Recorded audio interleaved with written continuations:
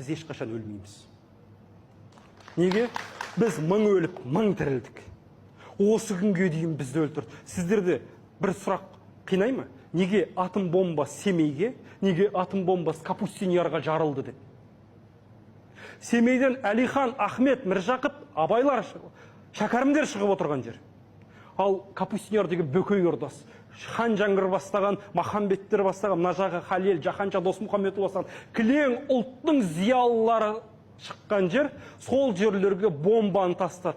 Бүкіл әлем Нагасаки мен Хиросиманы ғана білет, 2 рет бомба тасталған. Ал біздің Семейге 349 рет тасталған бомба. Әлі күнге дейін зардабын өтеп келе жатыр. Семейде Абралы деген жер бар. Сол Абралы тауы болған, Сарыарқаның ең үлкен ұсақ шоқысы болған биік тау.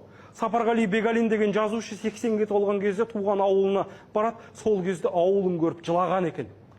Бәрі түсінбей қалған маңайындағылар, Сапеке не болып қалды деп.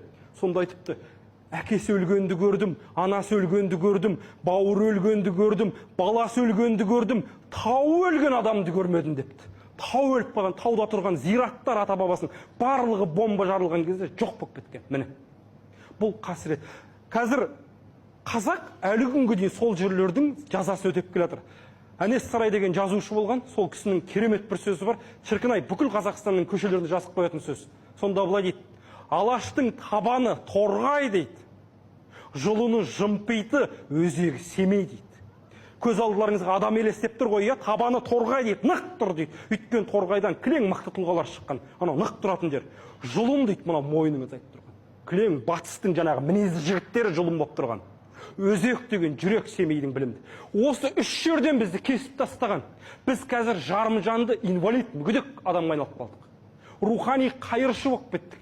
Кедейліктің салдарына төмен түсіп кетті. Бұның барлығы бізді ділден, ұлттық құндылықтан, идеологиядан айырып тастаған соншалық. Мен үшін осыдан 2 күн бұрын қаралы күн болды. Менің намысымның жерге тапталған, рухымның сынған күні болды. Менің керемет шаһарым Алматыға қақ ортасына келіп, Александр Невскийдің бір кезде бізге құн төлеген адамның әулие деп, діни қайраткер деп оған ескерткіш қойып, бірақ аттың үстінде қолына қылыш ұстап тұрған адамның ескерткішін қойып кетті. Ал қолына қылыш ұстап тұру деген ол жаугершіліктің символы. Біз әлі күнге дейін құлмыз, осы отырған барлығымыз отарлық санадан айырылмаған құл болып отырған адамдармыз. Құлдықтан арылу керек. Құл тек қана қожайынның тілінде сөйлейді. Сіз қожайынның емес, әрқайсыларыңыз өз өмірлеріңізде қожайын болыңыздар, сілкіңіздер, ояныңыздар, серпілу керек. Тағы да оян қазақ дейтін сөзі